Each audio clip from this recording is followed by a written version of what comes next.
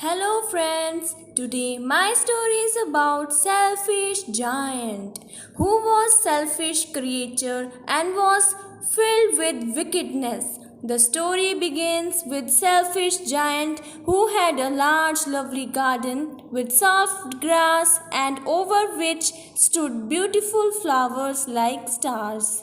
There were 12 in number. In spring, garden was full of fruits, flowers and singing birds. Children loved to play in the garden and they shouted with joy and they were very happy in the garden. One day the giant came back who had gone to visit his friend for 7 years. When he returned, he saw children playing in the garden. In a very rough voice, he shouted at children, "What are you doing there?" The children ran away. He shouted that his garden was his own garden and he would not allow anyone to play in it. So he built a high wall around the garden and put up a notice board. Trespassers will be prosecuted. The children had nowhere to play.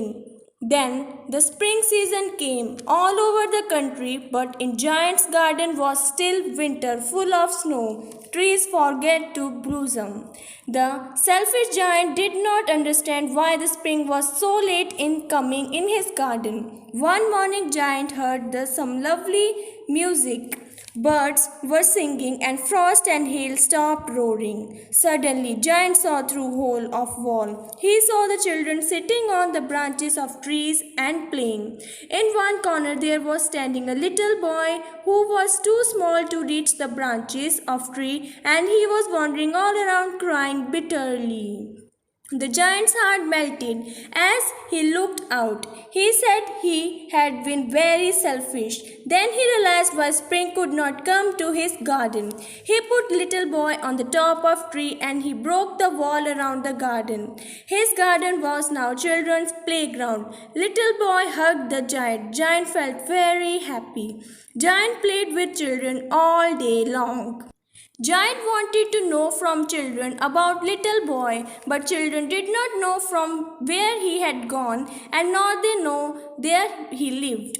They had never seen him before. Giant felt very sad hearing this. Several years passed. The giant grew very old and weak. So he used to sit in the armchair and watch children at their games. One winter morning, he saw a marvelous sight. One tree in garden was wearing beautiful flowers. Beneath the tree stood the same little boy he loved. When he came closer to Giant's face grew red. The child was wounded. There was prints of nails on his hands and foot. Giant wanted to kill the person who dared to hurt the child. Boy told that these wounds were the wounds of love. The giant asked the child who he was. A strange light fell on the giant and he knelt before the child. The child smiled on the giant. The child was actually Jesus Christ. The child told Giant that he had let him play in his garden once. Today he would come with him to his garden, which was paradise. Next day, children found Giant's body dead under the tree, all covered with white blossoms.